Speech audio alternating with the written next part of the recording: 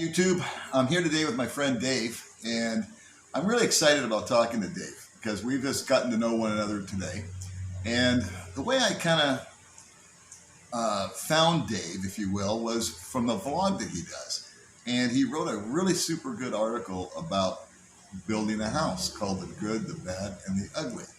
And I know that there's a lot of guys coming out here that are thinking about maybe buying a piece of land and building a house or buying a house. So Dave's been kind enough to come on our little channel here today and kind of go through some of the experiences, maybe some of the questions that you might have about buying land, about building a house.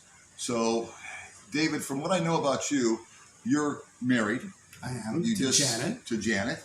You just celebrated your 6th wedding anniversary. That's right, 6 years. And you two met about, what, 8-9 years ago? About online? 8 years ago. Okay. Twice you've been divorced. You're American.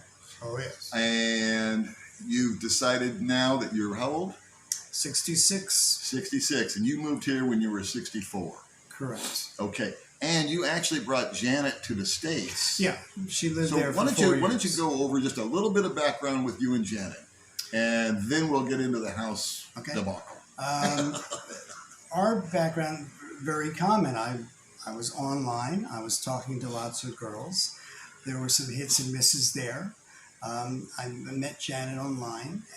She famously refused to meet me the first time I came to the Philippines because she was not interested in my meeting a bunch of girls. But about a year later, when I got serious about just meeting her, we met, and we decided ultimately to start the K1 process. She moved to the United States, where we got married in Portland, Oregon. And we lived there for 4 years, during which time she got, the green card, the conditional green card, then the permanent green card, and then actually her citizenship. And by that time, I was retired. I had just retired from Intel, and we had decided to move to Dumaguete, so in our retirement. So we've been here a little bit more than 2 years, and sort of in a nutshell, that's our history together. I think that's great because people have been begging me to come up with somebody that's actually happy. Well, happiness is that's but certainly we're happy together. That's awesome. So I just asked him prior to starting the video, can we get together with him and Janet for a future video? Right, and he said yes. So I'm excited about doing that. I always say yes for my wife. Now let's see what she actually says, but hopefully she'll want to do it. No guarantees. Yeah. So what we're going to get into right now is, a little bit about David. And I have a question for you. Does she like it better here, or does she like it better in the States? Boy, that's a good question. I think she would have been happy with any decision we made. I think she recognized that there were a lot of nice things about the U.S., but the people and the stress and the anxiety were not to her liking. The weather was not to her liking. So I think she was pretty happy to come back here. That said, had I in retirement said I'm staying in the United States, I think she would have been okay with that as well. But we had planned for the 4 years that we were going to come back to the Philippines, and then it became where, and finally we landed on Dumaguete. But she's happy to go. We went back in April and visited, and she was happy to see people and go to malls and stuff like that. But I think she's happy being here. Okay, that's great. I always think that home is where the heart is anyway. And I got to figure that, with her family being here, absolutely. Her roots being here, yes. And then again for you two guys, just as a couple, the cost of living and everything makes it a lot more palatable. Absolutely. I would have had a hard time retiring in the United States in the life that we had anyway. Yeah. So now let's get into your home buying and building process. Mm-hmm. So you've bought a piece of land. Yes. And then can you kind of review the process? How long ago did you buy it? It was a little bit more. It was last summer, so a little bit more than a year ago. So a little over a year. A little over a year. In this is actually, I don't know if you know this. This is actually the second house we're building because Janet built Janet built a house in southern Cebu for her family last year, and we were really looking for existing houses here, and we struck out a little bit, and then we found a property close to where we were living at the time that we liked, and so we purchased that. And actually, the purchasing of that property went pretty smooth. A lot of times, it does not go smooth in the Philippines. Can you give us a little insight into that? Because I have heard, and again, this is just me hearing stuff, but I've heard that to get clear title to the place, you have to have everybody in the family sign off. Is that, am I saying the right? Well, if they're on the title, what happens in the Philippines is very often you can have 10 people on the title. Janet's grandfather owns property in southern Cebu, but like 10 or 12 people are on it, so to get clear title is almost impossible.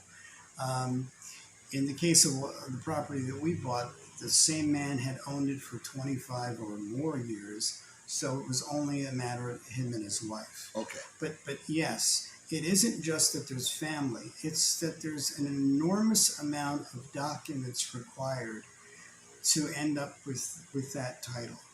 And so a lot of people will say, oh yes, I've owned this property for however long, but then you go through the list of, do you have this, do you have this, do you have this, and then you start to say, no.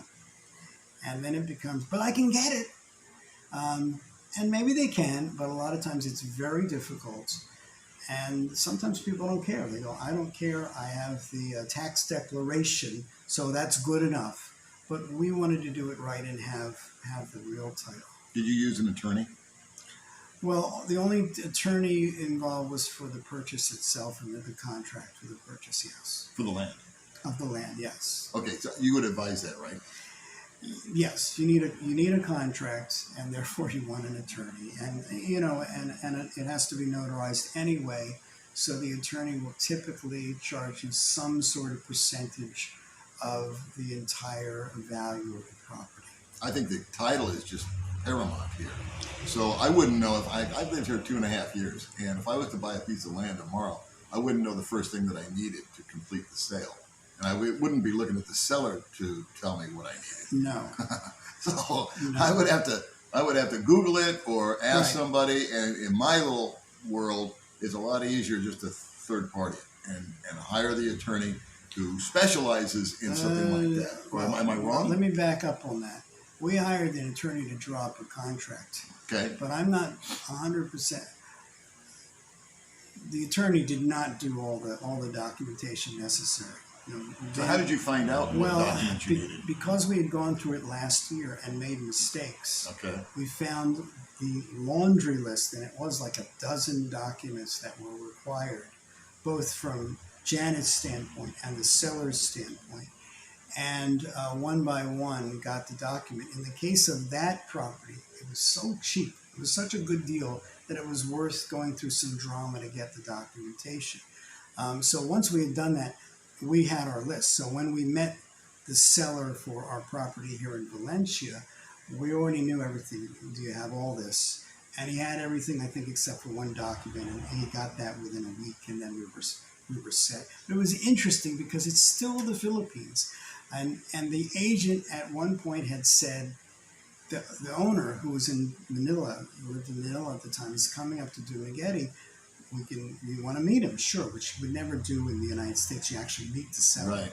So we met him, and his posse came to our rental house, and he was under the impression that I had the money and we were going to consummate the deal right then. And I was like, how could we do that? We don't have all the documentation. We haven't drawn up a contract. And somebody had told him they're ready to pay you this moment, which we were not. So he was nice about it. He said, I'll go back to Manila. We'll get all the documentation when you're ready and the cash is in hand. So it was like a bad movie because he wanted it in cash. So we met at my bank, and the amount of cash, because 1,000 peso note is the most you're ever going to get here, was like, looked like a drug deal. It was that much money in a bag. And I found out later why, because I kept saying, I'll have them do a manager's check. he was paying off so many relatives. You know, he had a lot of relatives to feed, so he wanted cash. And he wanted to do it then. He didn't want to take it to a bank and wait 24 hours for the check to clear and all that. So he had this large bag, and he had actually hired a van and a guard Jesus. to take him around because he was carrying this cash. It's It a was cash very society out fun. there. It's a cash society. You know, debit cards and writing a check is, you know, you have to be in a big place like a Robinson's or a Handyman or something like that. It's tough, but So that went pretty smoothly, much more smoothly than the other piece of property, and certainly more smoothly than the house construction. So the bottom line is, in a month or two, we owned the property, and we were ready to start to think about building. so did you hire a contractor, an engineer, Yes. all that jazz, and you drew up the plans? The contractor, and this was probably the best part of the process, had a friend who was an architect and engineer. He gave us two designs of two different modern houses. We liked them both. We picked out some elements from one, picked out some other elements from the second. We said, can you combine this into a third, which he did. So the design was very cool. Cool. Once he did that, we were pretty interested then in the contractor. He came up with a price. I tried to negotiate the price, and in the end, he said, well, I'll make it a fixed price. What does that mean? Well, usually here, you have a price, but you deal with the reality that over the course of a year, inflation is going to mean concrete goes up and everything goes up, and the contractor is going to come to you and says things are 3% or 5% or whatever more.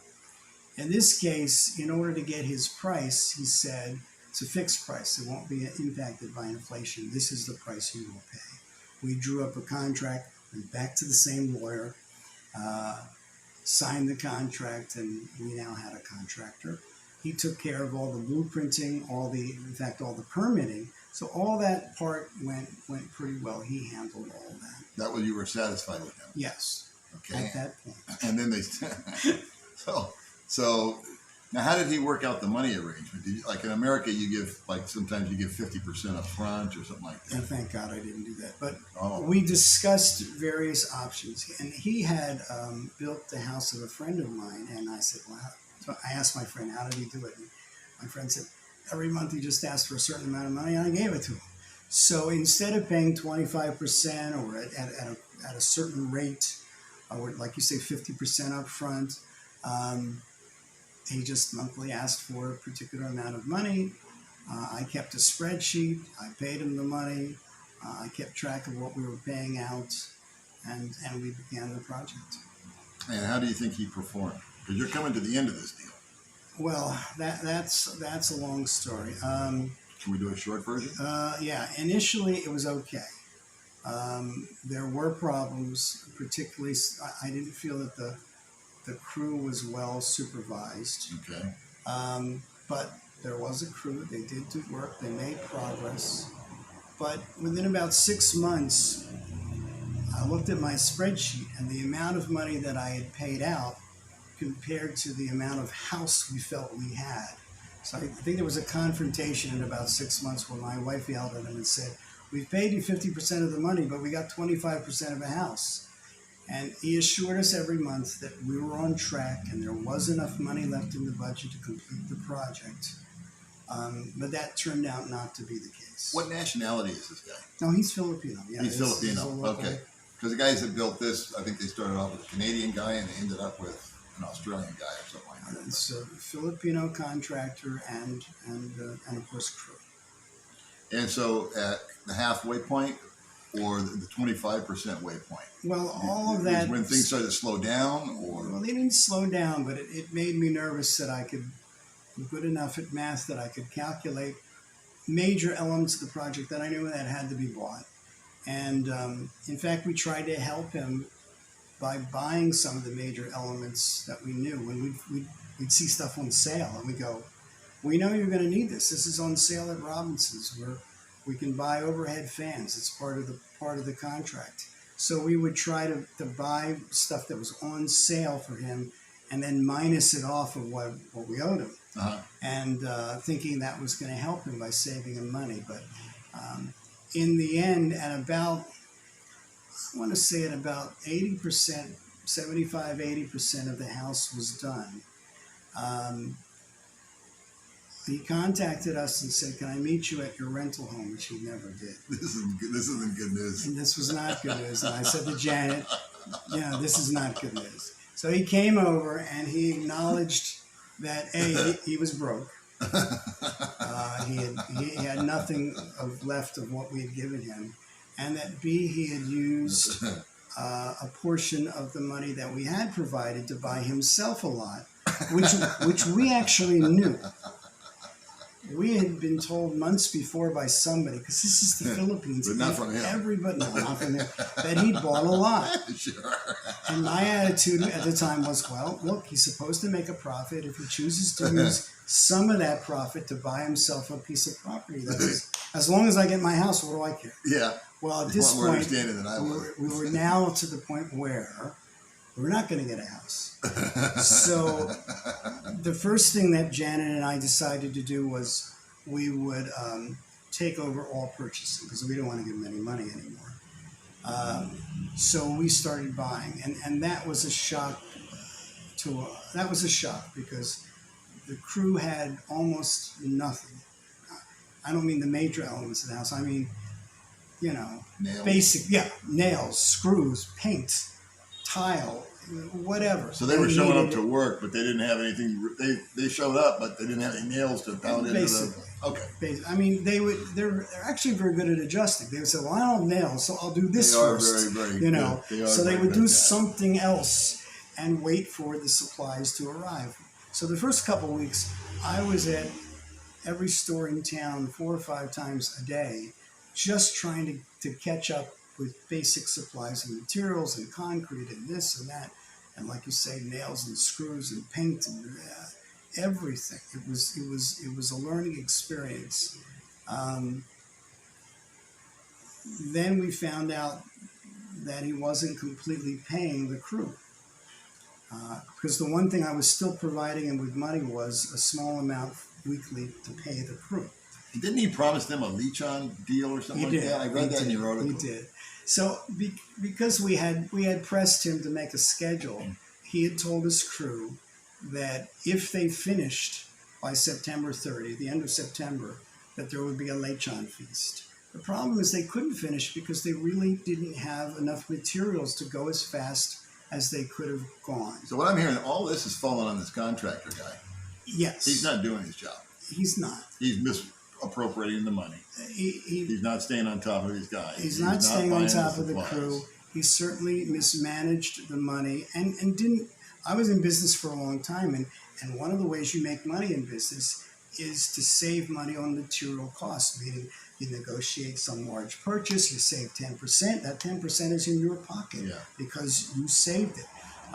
He didn't do those sorts of things. So in the end, we bought all the materials, and we ended up paying the workers and paying the workers what their back pay, because they were all owed money. And then really mostly Janet, my wife, has been on site 8 hours a day, every day, 6 days a week for the last month, while usually I run around and buy stuff. And she's done a great job, and we've made great progress, but it's come out of our pocket. So where are you at with the house right now? Are you 95%? Or We are targeted to be done with with the physical part of the house by that end of September. In other words, in 3 or 4 days. After that, we will focus on outside projects. There's a water tank we're setting up. There's a canal that is very common in the Philippines to release water. I have a shop in the back of the property that has to be finished. There's a lot of the wall has to be finished, but most of those projects are outside the physical house. The house is pretty much, it's a mess, but it's pretty much done. Was he contracted to do the water tower and all that stuff too? Yeah. Oh. Everything. So you don't have to give us any numbers because it's personal, but what percentage was he off by, or how much out of pocket? If you were starting with 100, if 100 was the number to do all this stuff, are you now ending up at 110, 120? Well, I don't have the final figure yet, obviously, until maybe the end of October, when I'm hoping everything is done. My guess is I'll be 20% over budget. I don't think I'm going to be under 20%. So I'm hoping to be 20% only. So let's do this for everybody out there that might be watching this, thinking about. No, just Yeah. You don't do that on my little YouTube channel. If you had to go back in time and do it all over again, what would you do? Would you change contractors? Would you just buy a pre-existing home? Yes. Where would you be? I'd buy a pre-existing home. And that's sort of what I wanted to do in the first place, but it didn't work out. Certainly, there's a lot less drama. And let's face it, there's a lot of foreigner houses that come up for sale for one reason or another. The guy's leaving, he died, moving back to his home country, they divorced, whatever. There's plenty of properties out there.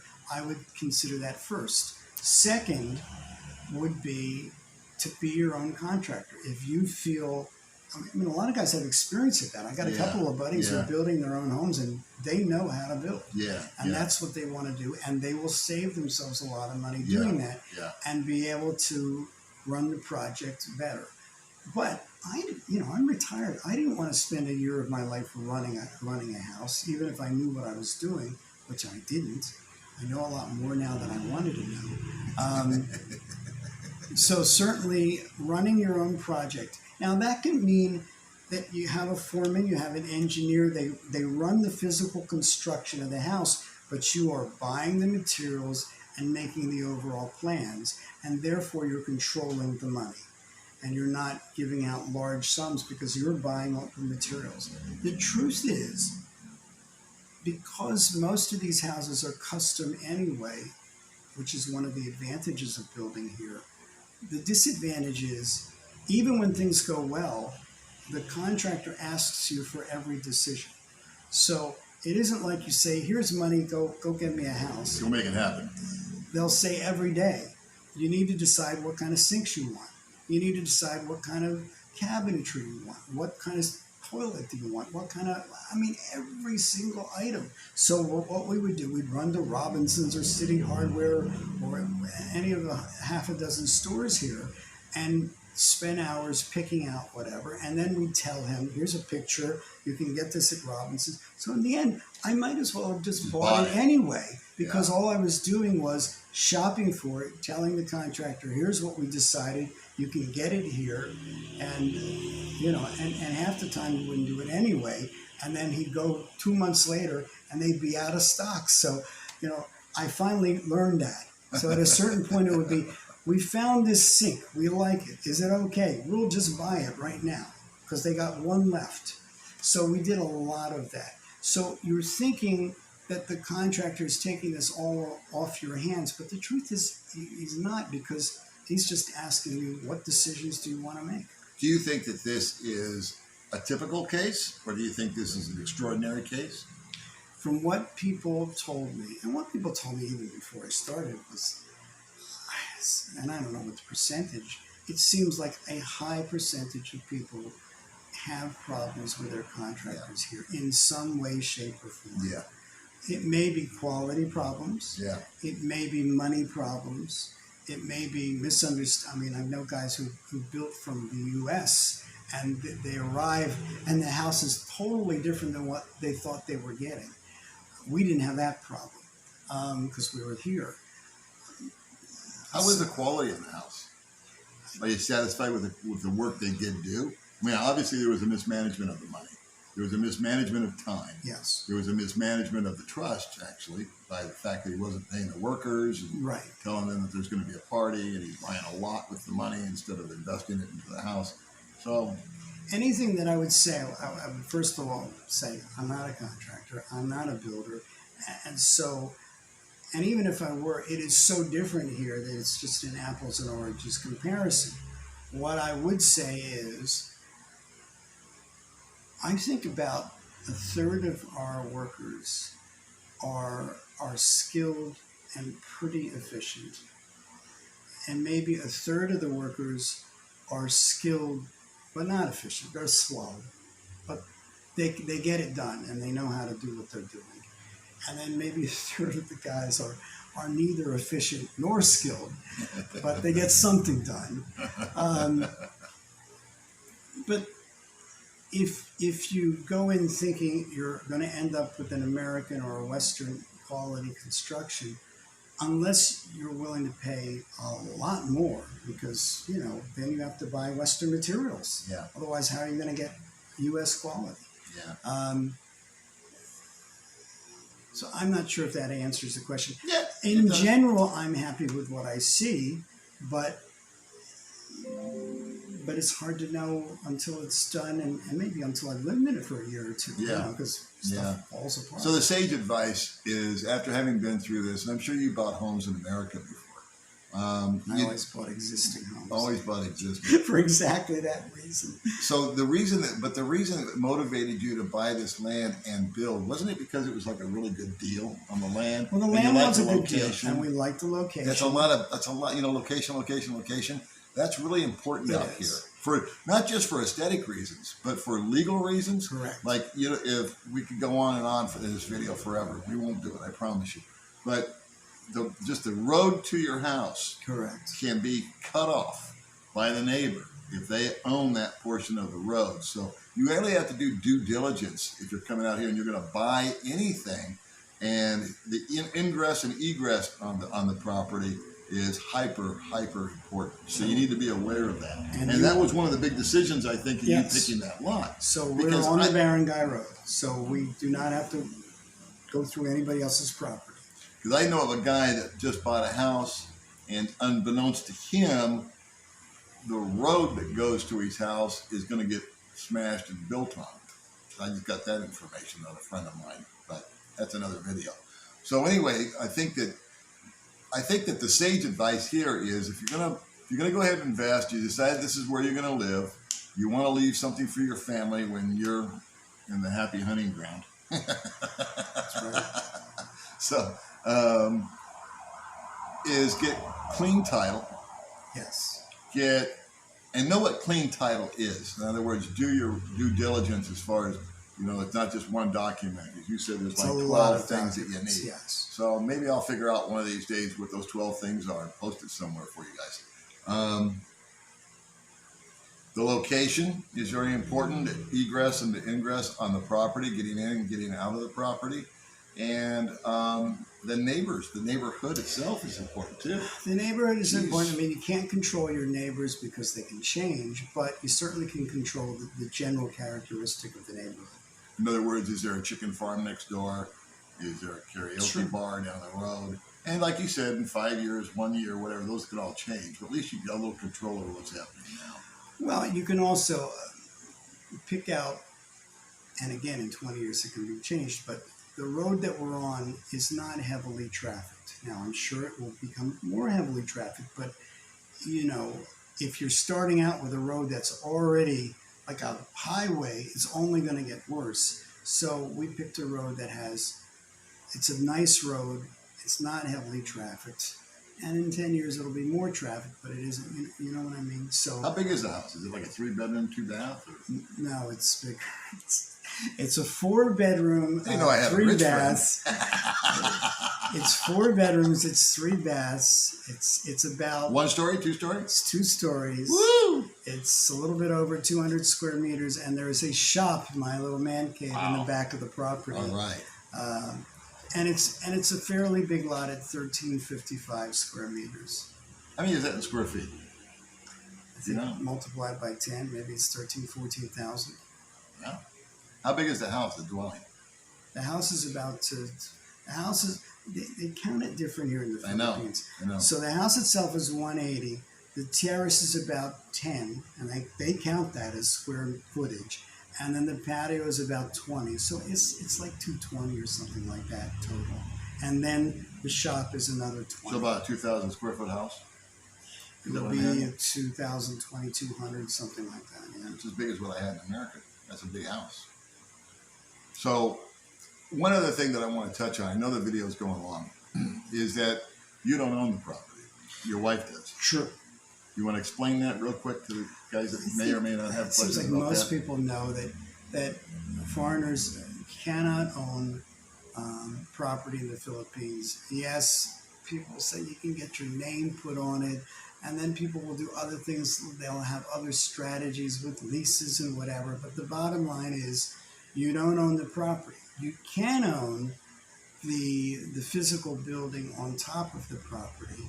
So Janet and I mutually own the house, but the real estate itself, the property, you know. And again, you get into debate with people who say, but I did this and my lawyer set up that and we set up a corporation. And I wouldn't buy into it. I would assume your wife, your girlfriend, your partner, whomever you have, they really own the property. Your name might be on it, but in the final analysis, if you break up, she owns it. There you go. That's just the point that I want to drive home here. Because there's guys watching this. Sure. They haven't been here. They haven't experienced it. They've heard that they can form a corporation. They've heard they can do this. They've heard, and yeah, those things may or may not be true, but at the end of the day, generally it's the local that wins and the foreigner guy that loses. That's just been the experience that I've seen of friends and other guys. I think that's deliberate. This is not a country that encourages property ownership by non-citizens. Correct. And so I think that's deliberate, you know, whether you're talking about business property or residential property, or even people say, well, condominiums, you can own 40% of a condo, it's still 40%. So yes, you certainly want to be in a relationship where you feel very comfortable that it's going to continue. Okay. And anything else, David, that we need to touch on before we go? You know, if you're going to use a contractor, and I've been contacted by multiple people who say, I have a good contractor, and maybe they absolutely do. Interview the person carefully, see what other properties they've built. But in the end, even in the Western country, you can get stuck by a contractor. Yeah, and so the thing you have to recognize is that you're building something that by definition, even though you may think this isn't that much money, but this is like a $5 million house in the Philippines. So there's only a small percentage of people who can build it at all. And for them, it's just gigantic money. And there's a lot of, it's just easy to get swayed by what for them might be a large sum of money, even though for you it might not be. You might think, oh, this is cheap compared to what I could build in the U.S., but for people here, it's a lot of money, and it's tempting. I'm of the opinion, too, and this may be misguided, but I think there's very little pity for us by people like the contractors. They think that we're just multimillionaires and that there's endless volumes of money, and so they funnel a little bit off for this and a little taste here and a little taste there. Am I thinking correctly, or have I got it wrong? I think that probably is true. And ironically, I proved the point, because even though we came to the point that the budget had been run out, it wasn't like we were going to stop the project. Many people do. You look around Dumaguete, you'll see plenty of houses that are 3/4 or 50% built, and then they're stopped for years. But we weren't going to do that. So in a way, I proved that that's true. I was able to grab money out of my retirement fund, which I certainly didn't intend to touch, in order to finish the project. So we're almost at the end of September. When do you think that you'll be sleeping in this house? End of October. End of October. Fingers crossed. And you're going to come back with Janet if she says yes? She says yes and no. Oh, yes. Where are we going? Oh, yeah. Of course, if she wants to do it, absolutely, yes. I want to do a video with these guys because they've done it the right way. They're not like my usual suspects that are on the channel here. We have our dark secrets too, believe me. All right, guys, thanks for watching. I know it went long, but I hope it was informative for you. And if you're thinking about buying or building a house or whatever, maybe this gave you just a little something that you didn't know before you went into it, okay? So hit the like button, subscribe, and we will see you again. Thanks. Sounds good.